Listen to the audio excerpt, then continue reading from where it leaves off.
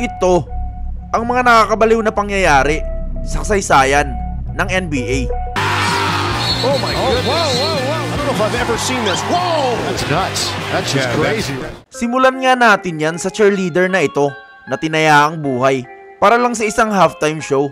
Kenny, let me try to. Oh my God. Okay, you can be the person laying on the floor. Come on, dog. Go get a bike, underdog. No way. Right now. There's no way. I would let Guys, oh my God. Please cut out of it, guys, before. Please cut out of it before. Grabe, hindi man lang natakot si ate.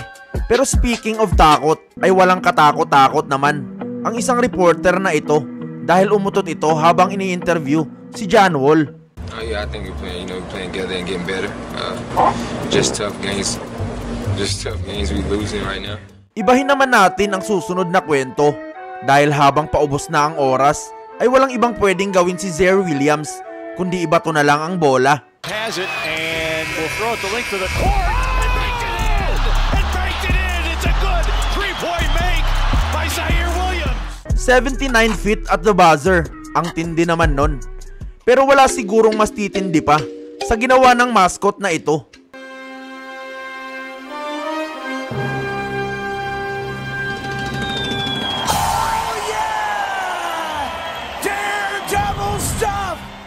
Sa susunod naman nating kwento ay tila minalas ang lolang ito dahil habang nanonood ito ng laro ay tumama sa kanya ang bola.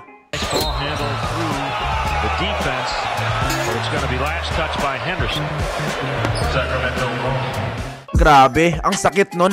Pero mas masakit kapag inagawan ka ng bola na parang bata. Robinson tapped it out to Knox side. Rips it. Punches it home. Ang tindi mo naman, Zion. Pero mas matindi naman ang ginawa ng mga fans na ito sa loob ng arena.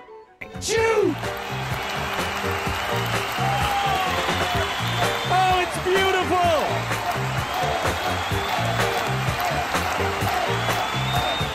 Sa susunod naman nating kwento ay nakakagulat ang ginawa ng fan na ito. Towns wrestles through. Jackson went down. Towns can't go in.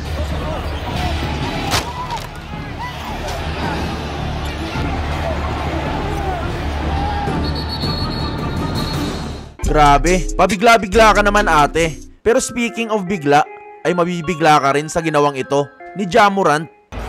Adams going long. Morant.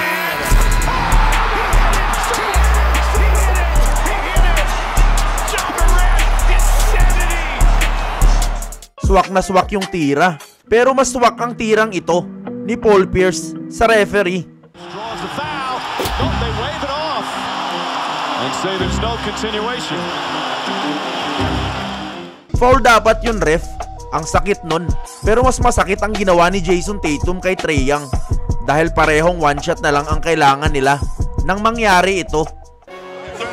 Tatum going a little bit now. Yeah, but this is it. This is the one Tatum.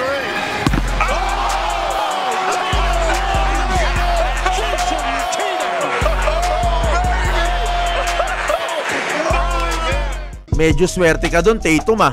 Pero pahiya naman ang inabot ng Sixers nang subukan nilang tumira sa harap ng 7'2" na si Dikembe Mutombo. For the Sixers as Clarence tries to jam his way. Again against Mutombo and Dikembe says no. Clarence and Mutombo says no. Mutombo shaking his finger. Yes. Binutata sila ni Mutombo ng 4 na beses sa loob ng 10 seconds. Grabe. Pero mas grabe ang sayang na tirang ito sa sanay game winner ni Brandon Knight. Johnson throws it, intercepted.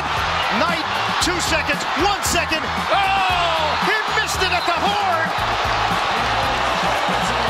Never seen anything like that. Sayang, easy layup na sana. Pero mas easy dunk naman ang ginawa ng dalawang player ng Hawks sa play na ito. Over to Jeremy Lin, up top, Dedmon, he flushes it, and Anderson's right there too. Who's going to get the basket? I think both of those guys dunked it. Dalawa silang dumakdak sa bola. 4 points dapat yon. At lucky bounce naman ang tirang ito ni Hill mula sa half court. On a tough shot, Gill, half court. Oh, it went down. They scored. It hit off the top of the backboard and went in. Medyo swerte nga ang tirang yon. Pero kakaiba naman ang ginawa ng Clippers Dahil hindi nila dinaan sa swerte ang panalo matapos kasing matambakan ng 30 points, ay gumawa sila ng matinding comeback at naibaba pa sa 3 points ang lamang ng Wizards. At sa huling segundo ng laro, matapos makuha ni Luke Kennard ang bola, ay ito ang ginawa niya. Gotta watch out. 3 seconds, puts up the shot, hits it, and the foul! Are you kidding me? I don't believe what I have seen! Luke Kennard put the Clippers on top for the first time tonight. Oh my goodness! Hot damn! Harrell with the grab off his hands and out of bounds! Ang tindi naman nun, pero mas matindi naman ang ginawang ito ni Sprewell dahil tumira lang naman ito nang nakaupo.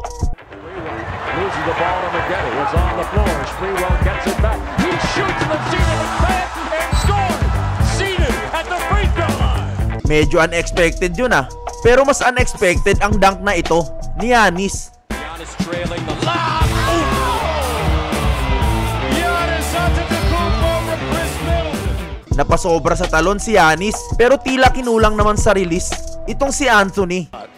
Otto Porter just picked up his first. Wide open inside is Carmelo Anthony. Yan na siguro ang pinaka-worst na tirang nakita ko. Pero ito naman, ang pinaka-worst na pasang nakita ko. Schofield. Oh! Throws it into the 7th row. Nasobrahan pa nga sa pagbato ng bola. Hindi gaya ng tirang ito na ginawa ni Andre Miller. Slapped away, and it's going to be a 24-second violation on the Cavaliers.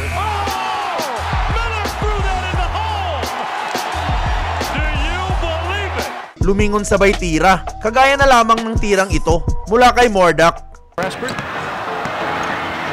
Murdoch throws it up and it goes in!